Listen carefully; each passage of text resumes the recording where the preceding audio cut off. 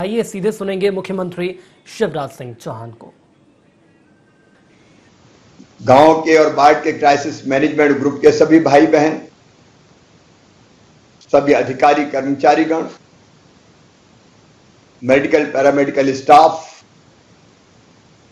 हर एक स्तर पर काम करने वाले मेरे भाई बहन और प्रदेश के मेरे प्रिय बहनों भाइयों, मेरे भांजे भांजियों,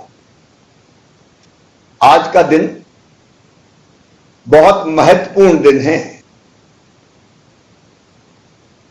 आज अक्षय तृतीया है। आज भगवान परशुराम की जयंती है।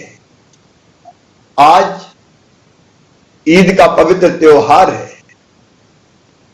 मैं आप सबको शुभकामनाएं देता हूं, बधाई देता हूं और परमपिता परमात्मा से यह प्रार्थना करता हूं कि सुख समृद्धि और रिद्धि सिद्धि मध्य प्रदेश और देश की जनता की जिंदगी में आए और कोरोना संक्रमण को हम ठीक से नियंत्रित करके अपनी जनता को राहत दिला पाएं। आज मैं अपने भांजे भांजियों से माफी मांगना चाहता हूं, उनसे जिनका विवाह संपन्न होने वाला था। अक्षय तृतीया पर हजारों की संख्या में पवित्र परिणय के बंधन में हमारे बेटा बेटी बंधते हैं, लेकिन आज कोई विवाह का आयोजन नहीं हुआ, क्योंकि कोरोना के संक्रमण को देखते हुए मैंने आपसे अपील की थी कि मई महीने में कोई शादी नहीं, कोई विवाह नहीं। माफ करना मेरे बच्चों, लेकिन जिंदगी ज्यादा महत्वपूर्ण है, इसलिए विवाह ना करने का फैसला किया। हमें छोड़ के चले गए। इस महामारी ने हमसे कई अपनों को छीना है। हमारे सांसद गए, हमारे विधायक साथी गए, पत्रकार मित्र गए, सामाजिक कार्यकर्ता गए, अनेकों अपने बिछुड़े हैं। कोरोना वॉरियर्स को भी कई को हमने खोया है। जब ये सोचते हैं तो मन व्यथित होता है, पीड़ा से भर जाता है। पीड़ा गहरी है, दर्द बड़ा है, लेकिन इस दर्द को सहते हुए भी हमें आगे बढ़ना पड़ेगा। हमने देखा ऐसे बच्चे भी हैं जिनके सिर से अपने माता पिता का साया उठ गया। ऐसे बुजुर्ग भी हैं जिनने अपने बुढ़ापे की लाठी के सहारे खो दिए। लेकिन आज मैं कहना चाहता हूं, जिम्मेदारी से कहना चाहता हूं, कोई बच्चा अपने आप को अनाथ ना समझे। मेरे होते हुए, प्रदेश की सरकार के होते हुए किसी बच्चे को अनाथ नहीं रहने दिया जाएगा। वो प्रदेश के बच्चे हैं, हमारे बच्चे हैं, उनकी चिंता हम करेंगे। और इसलिए हमने योजना बनाई कि ऐसे बेटा बेटी जिनके परिवार में कोई कमाने सदस्य नहीं रहा, उनको जब तक वो सक्षम नहीं हो जाते 5,000 रुपया मासिक पेंशन दी जाएगी। हमने तय किया है, पात्रता ना होने के बावजूद भी ऐसे परिवारों को निःशुल्क राशन दिया जाएगा। ऐसे बच्चे हमारे बच्चे हैं, उनकी निःशुल्क शिक्षा का इंतजाम किया जाएगा। और अगर ऐसे परिवार में कोई सदस्य ऐसा है, पिता नहीं है, मां है या कोई बहन है, भाई है, जो कुछ काम धंधा या व्यवसाय कर सकता है, तो उसको सरकार की गारंटी पर बिना ब्याज का लोन भी काम धंधा प्रारंभ करने के लिए दिलवाया जाएगा। मेरे प्रिय बहनों और भाइयों, कई अपने बिछुड़े हैं, लेकिन आगे तो हमें बढ़ना ही होगा। और इसलिए मैं उनको प्रणाम करते हुए, कोरोना वॉरियर्स, साल भर से ज्यादा हो गया, 1.25 साल लगातार जूझ रहे हैं। हमारे डॉक्टर, हमारा पैरामेडिकल स्टाफ, हमारी सिस्टर्स, चिकित्सा के काम में लगे हुए बाकी मित्र, हमारे पुलिस के साथी, हमारे अधिकारी, हमारे हर विभाग के कर्मचारी, मेरे जनप्रतिनिधि साथीगण, कई पे गर्व होता है। इस समय सेवा के उत्तम उदाहरण उन्होंने प्रस्तुत किया है।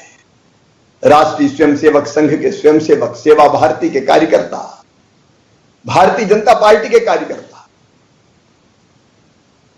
अन्य दलों के कार्यकर्ता जिस काम में लगे हैं, मैं उन सबको हृदय से धन्यवाद देता हूं। आप सबके प्रयत्नों से आज मैं ये कह सकता हूं कि मध्य प्रदेश में संक्रमण की दर को घटाने में हम सफल हुए हैं, कामयाब हुए हैं। कभी 24% तक ये संक्रमण की दर पहुंच गई थी। अब 24% से घटते घटते अगर कल की हम संक्रमण की दर देखें तो ये 11.8% हो गई है। अगर साप्ताहिक पॉजिटिविटी संक्रमण की दर देखी जाए तो ये भी 14.8% है। कल जो पॉजिटिव केस आए उनकी संख्या 8,087 है। हम 13,500 तक पहुंच गए थे। रोज लगातार धीरे धीरे, तेजी से नहीं घट रहे, लेकिन धीरे धीरे पॉजिटिव केस की संख्या लगातार कम होती जा रही है। लेकिन मैं निवेदन करना चाहता हूं,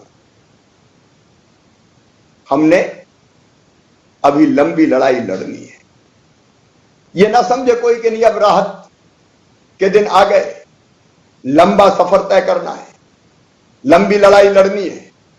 यह जो परिस्थिति बनी, यह भी कोई मेरे कारण नहीं बनी कि अब संक्रमण नियंत्रित है, अस्पतालों में बिस्तर की जगह है, ऑक्सीजन की पर्याप्त आपूर्ति है, इंजेक्शन जैसी व्यवस्थाएं हम करते जा रहे हैं, दवाइयों का इंतजाम हुआ है।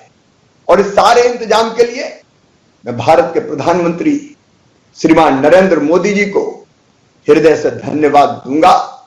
जब भी जरूरत पड़ी, ऑक्सीजन के टैंकर एयरफोर्स के विमानों से जाना हो, ऑक्सीजन रेल चलाना हो, जल्दी आपूर्ति करना हो, प्रधानमंत्री जी ने, केंद्रीय गृह मंत्री जी ने स्नेहपूर्ण सहयोग हमको दिया है। लेकिन मैं आपसे कह रहा हूं, यह लड़ाई अगर हम आज जीतने की तरफ आगे बढ़ रहे हैं तो आपके कारण, क्योंकि आपने संयम का परिचय दिया, आपने धैर्य का परिचय दिया। हमने कोरोना कर्फ्यू लगाया और उसका कड़ाई से पालन किया। जिन जिलों ने इस कर्फ्यू का कड़ाई से पालन किया, वहां पॉजिटिविटी की दर तेजी से नीचे गिरी है। लेकिन मैं उन जिलों को भी आगाह करना चाहता हूं जिनने लापरवाही बरती है। ऐसे भी कुछ जिले हम देख रहे हैं कि लगातार 1.5 महीने से संक्रमण की दर घटी नहीं है, बल्कि वहां चिंताजनक स्थिति में हम पहुंचे हैं। और इसलिए मैं निवेदन करना चाहता हूं, अभी ढिलाई नहीं, अभी पूरी कड़ाई। इस संक्रमण को पूरी तरह से नियंत्रित करना है। अभी चैन की सांस नहीं लेना है। और नियंत्रित कौन करेगा? आपके गांव में और आपके वार्ड में कोरोना कर्फ्यू का ढंग से पालन किया जाए, तभी संक्रमण की चैन टूटेगी। दुनिया में इसके अलावा और कोई रास्ता है ही नहीं। सारी दुनिया में जहां भी संक्रमण की चैन टूटी है, आपस का मिलना जुलना बंद करके ही टूटी है। इसलिए 1 नंबर का काम जो आपको करना है, संक्रमण की चैन मतलब कोरोना कर्फ्यू का पालन कराना है। गांव की और वार्ड की जो हमारी टीम है, उससे मैं कहना चाहता हूं, दूसरा काम आपको करना है, घर घर सर्वे हो रहा है। किल कोरोना अभियान हमने चलाया हुआ है। घर घर सर्वे करने हमारे नीचे गांव में हमारे स्वास्थ्य कार्यकर्ता, आंगनबाड़ी कार्यकर्ता, आशा कार्यकर्ता, रोजगार सहायक, उनकी कई टीमें बनी है, आप जानते हैं। मेरे विधायक साथी जानते हैं, मेरे सांसद मित्र जानते हैं, वो टीम घर घर जा रही है। लेकिन वो टीम क्या अकेली सफल हो पाएगी? कई बार ऐसे प्रसंग भी आए हैं कि टीम जाके द्वार खटखटाती है तो लोग घर के बताते नहीं, छुपाते हैं, दरवाजा नहीं खोलते, कुछ जगह इनकार कर देते हैं। मैं कहना चाहता हूं गांव के क्राइसिस मैनेजमेंट की टीम से, मेरे मित्रों, मेरे प्रिय बहनों और भाइयों, आप में से कुछ लोग उस टीम के साथ जाओ, आप भी कुंडी खटखटाओ और लोगों से अपील करो कि मत छुपाओ, बताओ सर्दी जुकाम बुखार खांसी है तो इलाज संभव है ना, हम इलाज करेंगे। मुझे कहते हुए दुख है, कई लोगों ने नहीं बताया, सर्दी जुकाम बुखार का कहीं झोला छाप डॉक्टरों से इलाज कराते हैं और झोला छाप डॉक्टरों ने कई जगह इलाज करके मनचाही दवाइयां दे दी और बाद में पता चला कि धीरे धीरे फेफड़े उनके संक्रमित होते रहे और ऐसी स्थिति आई कि ऑक्सीजन का सैचुरेशन कम हो गया और अंततः उनको अस्पताल में या तो ऑक्सीजन पे आना पड़ा या फिर वेंटिलेटर पे जाना पड़ा। मैं प्रार्थना करता हूं गांव के क्राइसिस मैनेजमेंट ग्रुप की टीम से, कोई गांव में नीम हकीम से इलाज न करवाए, ऐसे झोला छाप डॉक्टर से इलाज न करवाए। आप सर्वे करें, सर्वे में सर्दी जुकाम खांसी के पेशेंट मिलते हैं, उनको तत्काल निःशुल्क दवाई हम दे रहे हैं, कोरोना के तत्काल दवाई का किट देना है, वो दवाई खिलानी है और उनको घर में होम आइसोलेट करना है, उनका टेस्ट कराना है। मैं कलेक्टर्स को निर्देश दे रहा हूं, प्रभारी मंत्री देके टेस्ट में कोई कमी नहीं रहनी चाहिए, जितनी जरूरत है टेस्ट करो, चिंता की बात नहीं है। ज्यादा संक्रमित निकलेंगे तो निकलेंगे, हम पहचान तो लेंगे समय में और पहचान को उनका इलाज तो कर लेंगे। इसलिए उनका टेस्ट करना, जब तक टेस्ट की रिपोर्ट ना आए घर आइसोलेट करना, मतलब अलग रखना, और घर में जगह ना हो तो ये भी मैं गांव के क्राइसिस मैनेजमेंट ग्रुप से कह रहा हूं कि क्वारंटाइन सेंटर पंचायत भवन में, स्कूल में अब बनाओ ना, चाय नाश्ता भोजन पानी दवाई सबकी व्यवस्था हम कर रहे हैं। उसके लिए मैं आपको वचन देता हूं, हम धन की कोई कमी नहीं आने देंगे। और अगर लगता है कि तबीयत थोड़ी और ज्यादा खराब है तो कोविड केयर सेंटर, आज 350 के आसपास कोविड केयर सेंटर खुले हुए हैं। आज मैंने समीक्षा की 25% बेड भरे हुए हैं, बाकी बेड खाली है। तो हमने कहा के लिए ये कोविड केयर सेंटर बना है, आप वहां ले जाओ ना, या तो घर में ठीक से होम आइसोलेशन, इसकी व्यवस्था कौन देखेगा? क्या अकेला मैं देख सकता हूं? आपको देखना है गांव के क्राइसिस मैनेजमेंट ग्रुप को। होम आइसोलेशन में उसकी पूछताछ फोन से की जाती है 2 बार, वो पूछताछ ठीक से हो रही कि नहीं हो रही, कोई दिक्कत तो नहीं है, आप भी चेक करते रहिए। होम आइसोलेशन से अस्पताल जाने वाले मरीजों की संख्या 0.7% है, बाकी घर पे ही ठीक हो जाते हैं। लेकिन मैं गांव में और वार्ड में अपने क्राइसिस मैनेजमेंट ग्रुप से प्रार्थना कर रहा हूं कि होम आइसोलेशन वालों की देखरेख बाहर से कर लो, फोन से कर लो, उनकी चिंता कर लो, उनको ढाढ़स दो, उनको साहस बंधाओ। योग से निरोग कार्यक्रम हमने शुरू किया है, जिसमें कई जगह, सबकी बात नहीं कर रहा है, योग प्रशिक्षक उनको प्राणायाम और आसन की भी सिखाने का काम ऑनलाइन करते हैं। अगर वहां चिंता हो गई वो ठीक हो जाएंगे मित्रों। वहां अगर लगता है कि कोविड केयर सेंटर में ले जाना है, वहां हम उनको ले जाएं। कोविड केयर सेंटर में भी दवाई, उपचार, भोजन इत्यादि की ठीक व्यवस्था है। और अगर वहां से जरूरत पड़ेगी तो वहां एम्बुलेंस है, वहां से हम अस्पताल ले जाएंगे, भगवान करे वैसी नौबत ना आ पाए। लेकिन दूसरा काम जो आपको करना है, जिसके लिए आज मैंने आपको कष्ट दिया है, गांव के क्राइसिस मैनेजमेंट ग्रुप को कि सर्वे ठीक से करवा के हम संक्रमितों की पहचान कर लें और उनका प्रॉपर इलाज हम शुरू करवा दें, ताकि उनको स्वस्थ भी कर सकें और उनकी जान भी हम बचा सकें। आपको इसके साथ एक काम और करना है, गांव का क्राइसिस मैनेजमेंट ग्रुप ही यह काम कर सकता है कि आपके गांव में राशन, शहर में भी राशन की दुकान पर मैं कह रहा हूं, वार्ड के क्राइसिस मैनेजमेंट ग्रुप से फ्री में निःशुल्क राशन देने की व्यवस्था माननीय प्रधानमंत्री जी ने 2 महीने के और हमने 3 महीने की व्यवस्था की है। अब एक व्यक्ति के पास 1 महीने में कम से कम 10 किलो राशन जाना है। ये राशन ठीक से मिल जाए, इसकी मॉनिटरिंग भी वार्ड के क्राइसिस मैनेजमेंट ग्रुप को और गांव के क्राइसिस मैनेजमेंट ग्रुप को करना है। लेकिन मिले भी ऐसे कि भीड़ ना लगे, लाइन ना लगे, नहीं तो पता चला कि राशन के चक्कर में ही संक्रमित हो जाएं। और इसलिए आप राशन की दुकान पर व्यवस्था बनवाएं, सारे कलेक्टर सुन रहे हैं, प्रभारी मंत्री जी निर्देश देंगे। ये जैसा क्राइसिस मैनेजमेंट ग्रुप तय करे उसके हिसाब से राशन के वितरण की व्यवस्था होनी चाहिए, जिससे भीड़ भी ना लगे, संक्रमण भी ना फैले और पर्याप्त मात्रा में राशन की व्यवस्था हो जाए। ये काम भी अभी क्राइसिस मैनेजमेंट ग्रुप को ही देखना है।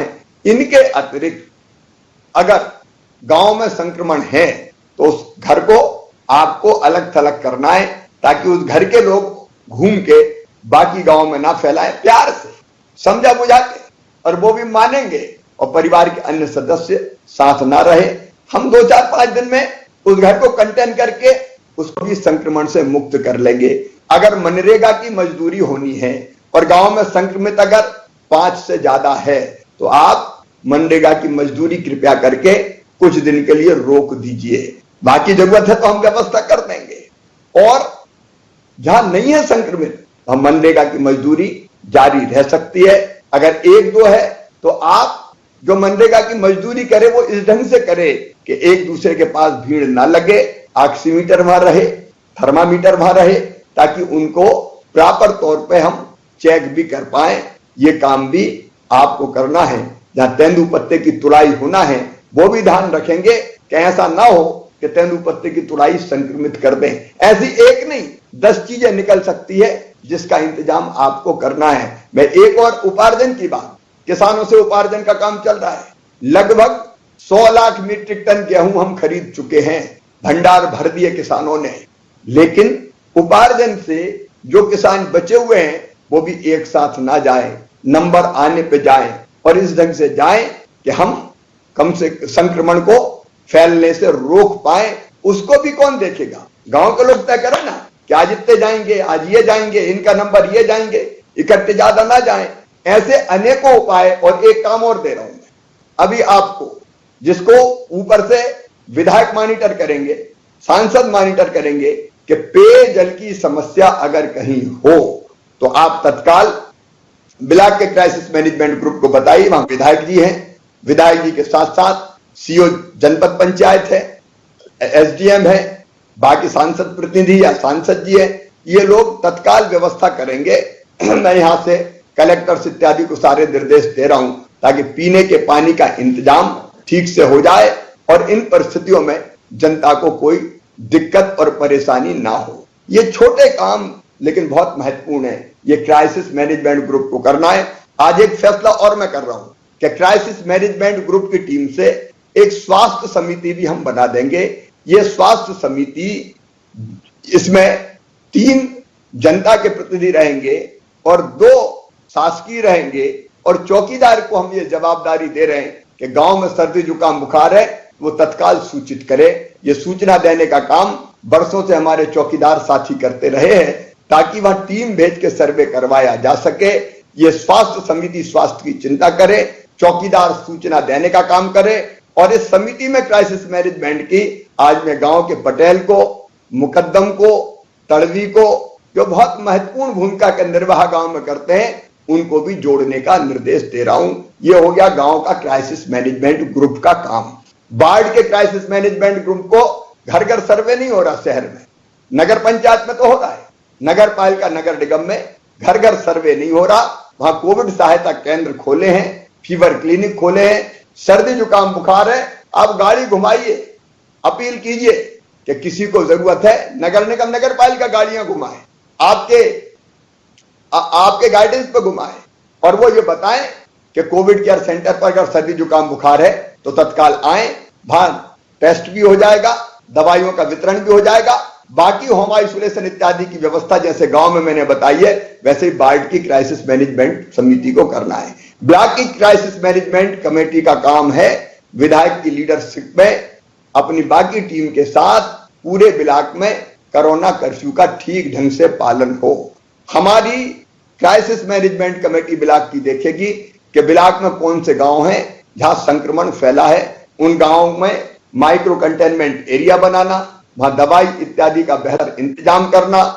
जो हमारा ब्लॉक का चिकित्सालय है, चाहे वो सामुदायिक स्वास्थ्य केंद्र हो, चाहे वो प्राथमिक स्वास्थ्य केंद्र हो, उसकी व्यवस्थाएं देखना।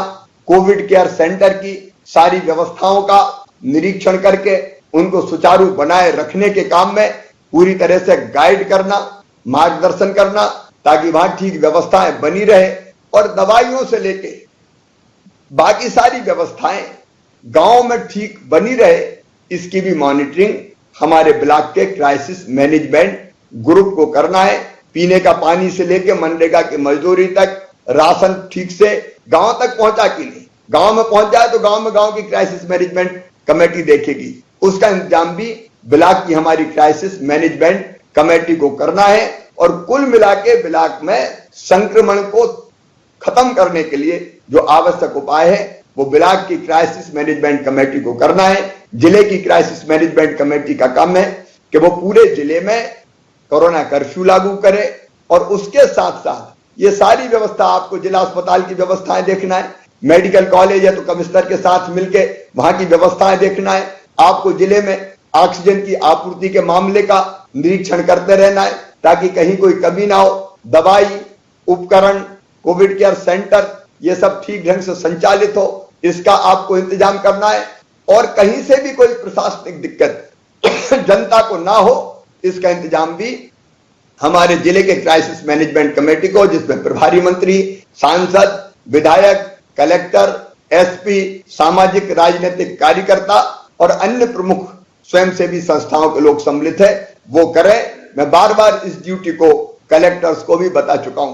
कलेक्टर्स को मैं साफ कह रहा हूं कि भाई देखो, किसी भी कीमत पर जनप्रतिनिधियों के साथ मिलके इस संक्रमण की चैन को तोड़ के अपने जिले में कोविड को नियंत्रित करके दिखाना है।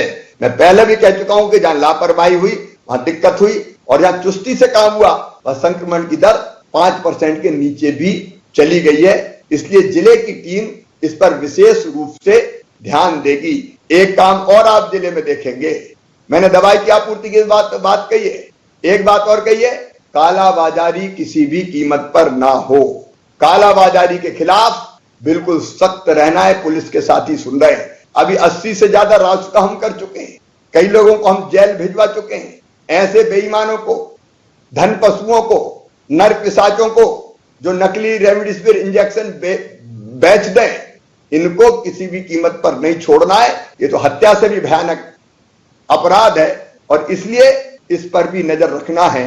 हमने ये भी तय किया है, ये आपका काम है जिले की क्राइसिस मैनेजमेंट कमेटी का, कि जो तय दरें हैं उससे ज्यादा कोई अस्पताल जनता से पैसा वसूल ना करे। हमने क्या कमेटी बनाई है और जनता को भी कहा कि आप शिकायत कीजिए, शिकायत के बाद कार्रवाइयां होती है। और आपने देखा कि लाखों रुपया अलग अलग शहरों में उन अस्पतालों से हमने वापस करवाया है। एक तरफ प्राइवेट ऐसे अस्पताल है जो बहुत सेवा के भाव से काम कर रहे हैं, दूसरी तरफ ऐसे भी लोग हैं जिनने दिक्कत देने की कोशिश की है। जो सेवा के भाव से काम कर रहे हैं उनको हम प्रणाम करते हैं, लेकिन जिन्होंने गड़बड़ की है उनको हम छोड़ेंगे नहीं, वो ये समझ ले। अब जिले के क्राइसिस मैनेजमेंट ग्रुप को एक काम और करना है, जिले में अगर कोई बच्चा या बच्चे अनाथ हो गए हों तो उनकी सूची तैयार करना है, ताकि इस योजना जो हमने बनाई है उसका लाभ मैं तत्काल लेना चाहता हूं, देर नहीं करना चाहता, तो इसको भी आप चिन्हित कर लें। और दूसरा जो महत्वपूर्ण काम आपको करना है वो काम है निशुल्क इलाज की व्यवस्था। मैं एक बार निवेदन करना चाहता हूं, निशुल्क इलाज की हमारी 3 तरह की व्यवस्थाएं हैं। नंबर 1, सरकारी अस्पतालों में बिल्कुल निशुल्क इलाज किया जाता है। नंबर 2, कोविड के लिए जो अनुबंधित अस्पताल है, मतलब प्राइवेट अस्पताल को पैसा हम देते हैं और हम कहते हैं मरीजों का इलाज आप करो, ऐसे अस्पताल बड़े शहरों में हमने चिन्हित कर रखे हैं, उन अस्पतालों की आपको जानकारी है। और नंबर 3 जो योजना हमने बनाई, इन तीनों को मिला के मुख्यमंत्री कोविड उपचार योजना है। वो योजना है कि जितने भी हमारे आयुष्मान कार्डधारी है, आयुष्मान कार्डधारी, और उसमें हमने लिबरल किया है। मैं एक बार अपने विधायक मित्रों को भी बताना चाहता हूं कि अगर किसी परिवार में एक आयुष्मान कार्ड है तो बाकी सभी सदस्यों के तत्काल आयुष्मान कार्ड बना दिए जाएंगे और उनका इलाज निःशुल्क किया जाएगा। पात्रता किसी को आती छूट गया है तो उसके भी बना दिए जाएंगे। अपनी कोशिश ये है मित्रों कि संकट के समय गरीबों का, मध्यम वर्गीय, निम्न मध्यम वर्गीय बहनों और भाइयों का इलाज हम निःशुल्क करवा पाए। और मुझे खुशी है कि केवल मुझे संख्या भी एकदम ध्यान नहीं आ रही, कोई 80-83 अस्पताल प्राइवेट ऐसे बचे हैं जो अभी इस योजना में सम्मिलित नहीं हुए। बाकी सारे अस्पतालों ने, क्योंकि हमने अच्छा पैकेज दिया है, 5,000 रुपया पर डे, 7,000 रुपया पर डे, अलग अलग तरह के जो पलंग है उनके लिए, और एकदम जो आइसोलेशन बेड है उनके लिए अलग है। वो रेट मैं नहीं बता रहा, वो लिखा हुआ आपको मिल जाएगा, लेकिन ये पैकेज अस्पतालों को दे रहे हैं। और इसलिए इस पैकेज के अंतर्गत बाकी का इलाज भी आपको निःशुल्क करवाना है। उसकी देखरेख भी जिले के क्राइसिस मैनेजमेंट कमेटी को करना है, ताकि बिना बाधा के उनका इलाज निःशुल्क और ठीक ढंग से हो सके। इसकी चिंता भी आप निश्चित तौर पर कीजिए। हमने ये भी तय किया है कि ब्लैक फंगस, ये अभी चारों तरफ आपने देखा होगा इसकी चर्चा हो रही है, और ऐसे पेशेंट जो कोविड से ठीक हो गए हैं उनको इस समस्या का सामना करना पड़ रहा है। मित्रों, एक बार ठीक होकर कोविड से चले गए तो बाद में पोस्ट कोविड जिस तरह के इफेक्ट हो रहे हैं वो भी परेशान करने वाले हैं, और इसलिए ऐसे भाई बहनों का इलाज भी हम निःशुल्क करेंगे। इंजेक्शन जो दूसरा आता है एंटी फंगल इंजेक्शन, उसकी उपलब्धता में अभी दिक्कत आ रही है। कलेक्टर एसपी इस पे भी ध्यान दे, इसकी कालाबाजारी ना हो। हम संपर्क कर रहे हैं कंपनियों से और कोशिश कर रहे हैं कि वो इंजेक्शन भी आ जाए, लेकिन इस बीमारी का इलाज भी हम निःशुल्क करेंगे। एक चीज और आज हमने तय की है कि हमारे जो कोविड केयर सेंटर हैं इनको पोस्ट कोविड केयर सेंटर भी बना दिया जाएगा। अगर घर पे ठीक होने के बाद थोड़ी दिक्कत पेशेंट को हो रही है तो वो कोविड केयर सेंटर पे आ जाए, डॉक्टर उसकी देखरेख करेंगे, और अगर जरूरत पड़ेगी तो उसको इलाज के लिए उचित अस्पताल में भेजने का इंतजाम करेंगे। इस पीड़ा से भी हमें अपने बहनों और भाइयों को बचाना है। नर्स जो अस्पताल है उनमें इलाज की पर्याप्त व्यवस्थाएं हो जाएं, इसलिए हमने तय किया है कि 1 महीने के अंदर 800 डॉक्टर, 800 नर्स और 800 टेक्नीशियंस की भर्ती हम युद्ध स्तर पर करेंगे, ताकि स्टाफ की कोई दिक्कत ना आए। सारे अस्पतालों में इलाज की बेहतर व्यवस्था के लिए अभी हमने आकलन किया है, पूरे मध्य प्रदेश में 5,000 ऑक्सीजन बिस्तर अभी बढ़ाए जा रहे हैं। ये नहीं है कि केस कम हो रहे हैं तो हम ऑक्सीजन बिस्तर कम कर दें, हम बढ़ाते रहेंगे ताकि भविष्य की किसी भी चुनौती का हम मुकाबला कर सकें। 5,000 ऑक्सीजन बिस्तर के साथ साथ 1,000 एचडीयू और आईसीयू बेड बढ़ाने का भी हमने फैसला किया है, और बच्चों के लिए भी 500 बिस्तर हम आरक्षित करके रखेंगे। अलग अलग जगह जहां संभव है बच्चों का वार्ड बनाने के भी मैंने निर्देश दिए हैं, ताकि कोई चुनौती अगर भविष्य में आए तो उसकी भी हम ठीक ढंग से व्यवस्था कर सकें। एक चीज और है जो हमको करना पड़ेगी मिलके, अस्पतालों में वार्ड का माहौल ठीक होना चाहिए, क्योंकि चारों तरफ पेशेंट ही पेशेंट रहते हैं। एक का दर्द दूसरा देखता है तो कई बार मानसिक अवसाद में आ जाता है, और वैसी स्थिति में उसको ठीक होने में और दिक्कत होती है। तो उस अस्पताल के वार्डों का भी हम ठीक प्रबंधन कर सकें, ये सुझाव मेरे पास कई जगह से आए हैं। इसलिए अतिरिक्त लोगों की भर्ती के साथ साथ मैं एक भावपूर्ण अपील करना चाहता हूं, वो मित्र जो कोविड से ठीक हो गए, जिनकी एंटीबॉडी बन गई है, क्या वो कोरोना वॉरियर्स बन सकते हैं? क्या अपनी सेवाएं कुछ निश्चित सीमा तक, कुछ निश्चित मर्यादाओं में वो कोविड के पेशेंट्स के लिए दे सकते हैं? अगर ऐसे कुछ साथी निकलते हैं तो मैं उन्हें आमंत्रित करता हूं कि वो अपने नाम भेजे, रजिस्ट्रेशन कोरोना वॉलंटियर्स के नाते करवाएं। हम उनकी ड्यूटी भी लगाने का प्रयास कर सकेंगे, ताकि हमारे बाकी जो पेशेंट्स है उनका इलाज हम सुनिश्चित कर सकें। हमारे जो कोरोना वॉरियर्स काम कर रहे हैं, डॉक्टर्स, नर्स, पैरामेडिकल स्टाफ, उनको बाद में सम्मान करने का और एक मुश्त सम्मान निधि देने की भी एक योजना मैं बना रहा हूं। आज हमने तय किया कि हमारे पत्रकार मित्र जो फ्रंटलाइन वर्कर की तरह है, जो जनता तक जानकारियां पहुंचाने का काम करते हैं, और उसमें केवल अधिमान्यता प्राप्त पत्रकार नहीं, उनके अलावा भी पत्रकार, ये वीडियोग्राफी करने वाले, ये फोटो खींचने वाले, जो दिनों रात दौड़ते रहते हैं, चाहे वो प्रिंट मीडिया के, इलेक्ट्रॉनिक मीडिया के हों या डिजिटल मीडिया के हों, उनका इलाज भी निःशुल्क किया जाएगा। कर्मचारी बहनों और भाइयों, आपकी भी मैं चिंता कर रहा हूं, क्योंकि फ्रंटलाइन वर्कर में हमारे कई कर्मचारी अलग अलग विभागों के काम कर रहे हैं। अलग अलग योजना बनाने के बजाय उनके लिए एक योजना बनाने का मैंने फैसला किया है, वो जल्दी हम सामने लेके आएंगे। और किसान भाइयों, अभी आपको जो ऋण चुकाना था 0% ब्याज पर, उस ऋण की अंतिम तिथि 31 मई हमने की थी। अब 30 जून तक भी वो 0% ब्याज पर अपने ऋण की अदायगी कर पाएंगे। ये फैसला भी हमने किसानों के हित में लिया है। उपार्जन जारी रहेगा, हम किसानों का पूरा उत्पाद खरीदेंगे। हमारे जो छोटे छोटे व्यवसायी भाई और बहन हैं, स्ट्रीट वेंडर जिनको हमने कहा है, उनके खाते में शहरी स्ट्रीट वेंडर के 1,000 रुपया भी हमने डाला है। ग्रामीण स्ट्रीट वेंडर के खाते में भी जल्दी 1,000 रुपया हम डालने वाले हैं। और जरूरत अगर पड़ी तो स्ट्रीट वेंडर जो छोटे छोटे दुकानदार हैं, उनके खाते में और राशि हम डालने का काम करेंगे। मेरे बच्चे जो 10th के बोर्ड का एग्जाम देने वाले थे, उनकी 10वीं की परीक्षा अब नहीं होगी। मूल्यांकन के आधार पर ही उनको मार्कशीट दे दी जाएगी। और बाद में अगर भविष्य में कोई ये चाहेगा कि मुझे 10वीं की परीक्षा में कोई अच्छे अंक लाना है, तो बाद में कभी परीक्षा दे सकेंगे। 12वीं की परीक्षा जो बोर्ड की परीक्षा होती है, बच्चों के कैरियर के लिए जो महत्वपूर्ण होती है, वो 12वीं की परीक्षा भी अब हमने स्थगित कर दी है। बाद में जब परिस्थितियां सामान्य होगी, क्योंकि परीक्षा से महत्वपूर्ण मेरे बच्चों की जिंदगी मेरे लिए है। जब परिस्थितियां सामान्य होगी तो उन सामान्य परिस्थितियों में 20 दिन का समय देके ये परीक्षाएं आयोजित कर ली जाएगी, ताकि हमारे बच्चे सुरक्षित रह सकें। महिला सेल्फ हेल्प ग्रुप जो बहुत अद्भुत काम करता है, उनके भी हम साथ खड़े हैं। उनको अनेक कामों से हमने जोड़ा है, लेकिन अब जन जागरण अभियान के लिए महिला सेल्फ हेल्प ग्रुप का पूरी तरह से उपयोग हम करेंगे। मैं विधायक मित्रों से कहना चाहता हूं कि कोई जागरण रथ हम बनाएंगे जो जन जागरण का काम करे। और जन जागरण में चाहे वो इलाज का मामला हो, संक्रमण फैलने से रोकने का मामला हो, कोरोना कर्फ्यू के पालन का मामला हो, उनका सबके बारे में वो अपील करेंगे। ऐसी योजना भी हम बना रहे हैं ताकि हम जनता को ढंग से एजुकेट कर सकें। और कुछ लोग वैक्सीन के बारे में भ्रम फैलाने का काम कर रहे हैं, उस भ्रम को भी दूर करने का हमको पूरा प्रयास करना होगा। वैक्सीनेशन के मामले में मैं अलग से किसी दिन जनता के बीच में चर्चा करूंगा।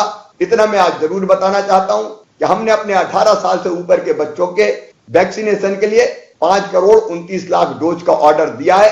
कंपनियां एक सीमा तक डोजेज की पूर्ति अभी कर पा रही है, लेकिन इस महीने अभी हमें 10 लाख डोज और इन बच्चों के लिए मिलेंगे। 45 प्लस के लिए अलग से डोज है, तो उसकी पूरी रणनीति पर मैं अलग से चर्चा करूंगा। लेकिन कम से कम उसके मामले में कोई भ्रम ना रहे, इसकी कोशिश हमको निश्चित तौर पर करनी पड़ेगी। मित्रों, अनेकों काम है जो हमें करने हैं। एक मैं कहना चाहता हूं, आज अभी ऐसी स्थिति नहीं है कि हम ये कह सके कि संक्रमण को हमने पूरी तरह से काबू में कर लिया है। अभी हमारे यहां साप्ताहिक संक्रमण की दर मैंने 14% के आसपास बताई थी और कल की 11.8%। और इसलिए आज वो समय नहीं आया है कि हम कोरोना कर्फ्यू में कोई ढील दें। जिला क्राइसिस मैनेजमेंट कमेटी से मैं ये आग्रह करना चाहता हूं कि अपने यहां की परिस्थितियां देखें, पॉजिटिविटी देखें और फिर वो इस कोरोना कर्फ्यू को आगे बढ़ाने का फैसला ले लें।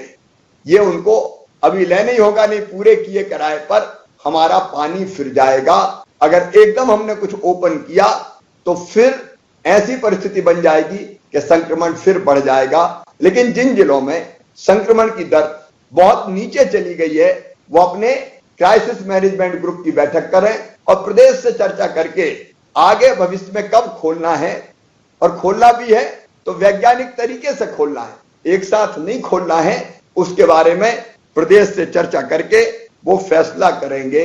मैं एक आग्रह और करना चाहता हूं कि देखिए, कोरोना वायरस, ये जो वायरस है, ये वायरस तो अभी रहने वाला है। दुनिया में जब जब महामारी आई, 100 साल में एक बार आती, लोग बताते हैं इतिहास को, तो वो 3-4 साल तक कम से कम रहती है। ये 3-4 साल तक वायरस तो रहेगा और इसलिए हमको वायरस के रहते हुए अपनी जिंदगी को जीने की आदत डालनी पड़ेगी। मतलब कोरोना संक्रमण रोकते हुए हमको अपना आचरण और व्यवहार करके परिस्थितियों को सामान्य बनाने की कोशिश करनी पड़ेगी। अगर एकदम हम निकले, भीड़ भाड़ निकली, तो फिर आप मानिए कि संक्रमण फिर से हमें दबोच लेगा और कितना नुकसान होता है ये हम अपनी आंखों से देख चुके हैं। और इसलिए मैं निवेदन करना चाहता हूं क्राइसिस मैनेजमेंट ग्रुप को, लोगों को एजुकेट करने का काम करना पड़ेगा। गांव के लोगों को भी और शहर के भाई बहनों को भी सबको समझना पड़ेगा कि कोरोना संक्रमण रोकने के अनुरूप व्यवहार करते हुए हमें जीने की आदत डालनी पड़ेगी। मतलब अब कुछ समय तक भव्य और बड़े आयोजन नहीं होंगे, भीड़ भरी शादियां नहीं होगी, अलग अलग तरह के कार्यक्रम जिनमें भीड़ इकट्ठी होती है वो प्रतिबंधित अभी लंबे समय तक रहेंगे। मास्क लगाना, दूरी बना के रखना, परिस्थिति सामान्य होने के बाद भी और बार बार हाथ धोते रहना, इसको अपने दिनचर्या का अंग बनाना पड़ेगा। एक अपील और मैं अपने प्रदेश के बहनों और भाइयों से करना चाहता हूं। देखिए, हम अपनी जीवन शैली बदलें और जीवन शैली बदलने का अर्थ यह है कि जो योग या व्यायाम कर सकते हैं जरूर करें। मैं तो सबसे अपील करूंगा, जरूर करें। यह शरीर को स्वस्थ रखेगा, शरीर की रोग प्रतिरोधक क्षमता बढ़ानी पड़ेगी। एक बढ़ेगी टीकाकरण से और दूसरी बढ़ेगी अपने आचरण से। इसलिए योग, व्यायाम, प्राणायाम उचित शिक्षक से सीख लीजिए, उसको अपने जीवन का अंग बना लीजिए।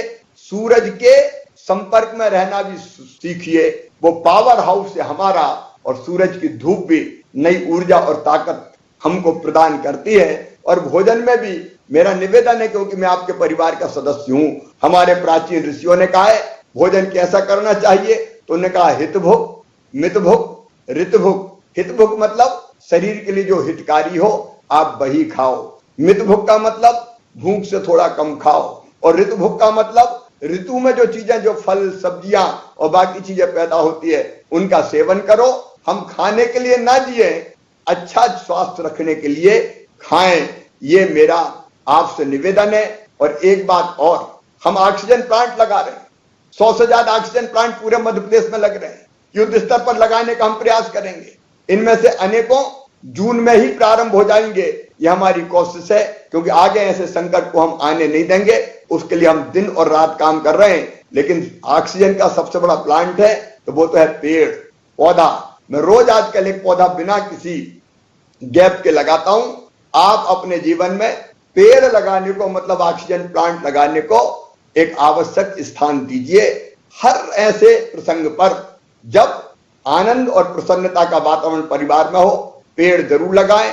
और अंत में फिर मैं आप सबसे एक बार फिर अपील करना चाहता हूं, मेरे मित्रों, संक्रमण की दर अभी घटी है, लेकिन खतरा अभी टला नहीं है। इस खतरे को पूरी तरह से समाप्त करने के लिए अभी लड़ाई हमको सबको मिलकर लड़नी है। अकेला मुख्यमंत्री, मंत्री, सांसद, विधायक नहीं, पूरे प्रदेश की जनता सारे मतभेद भूल के एक हो जाएं, इकट्ठे हो जाएं और गांव से लेके राजधानी तक, वार्ड से लेके कलेक्ट्रेट तक सारी जनता, नेता, प्रशासनिक अधिकारी, कर्मचारी एकजुट होकर इस लड़ाई को मिलके लड़ें। मुझे पूरा विश्वास है कि मध्य प्रदेश को संक्रमण नियंत्रण करने की दृष्टि से एक आदर्श राज्य बनाकर ही हम चैन की सांस लेंगे। मध्य प्रदेश को पूरी तरह से संक्रमण से हम मुक्त करेंगे आपके सहयोग से। तो मेरे साथ संकल्प लीजिए कि हम मिलके इस संक्रमण को रोकने के हर उपाय को करेंगे। जनता करेगी, जनप्रतिनिधि करेंगे, प्रशासनिक अधिकारी करेंगे और हम सब मिलके इस संक्रमण की चैन को तोड़ के प्रदेश को कोरोना से मुक्त कराएंगे और आगे भी अपना व्यवहार ऐसा रखेंगे जिससे संक्रमण ना फैल पाए। मैं आत्मविश्वास से भरा हूं, दुखी जरूर हूं इसलिए कि हमने कई अपनों को खोया है, लेकिन आगे ये नुकसान किसी भी कीमत पर नहीं होने देना है और इसलिए समर्पित भाव से मिलके हमको इस संक्रमण के खिलाफ ये लड़ाई जारी रखना है। मुझे पूरा विश्वास है हम जीतेंगे, मानवता जीतेगी और कोरोना हारेगा। अंत में परमात्मा से, भगवान से यही प्रार्थना करते हुए कि हे भगवान, हमें असदोमा सद्गमय, असत से सत की ओर, तमसोमा ज्योतिर्गमय, अंधकार से प्रकाश की ओर और मृत्योर्मा अमृतम गमय, मृत्यु से अमृत की ओर ले चल। और यही प्रार्थना करते हुए कि सर्वे भवन्तु सुखिनः, सर्वे सन्तु निरामया, सर्वे भद्राणि पश्यन्तु, मां कश्चित् दुर्भाग भवेत्। सब सुखी हो, सब निरोग हो, सबका मंगल हो, सबका कल्याण हो। लेकिन याद रखें, ये तब होगा जब हम मिलके ऐसा प्रयास करेंगे। हम सफल हो यही प्रार्थना है। बहुत बहुत धन्यवाद।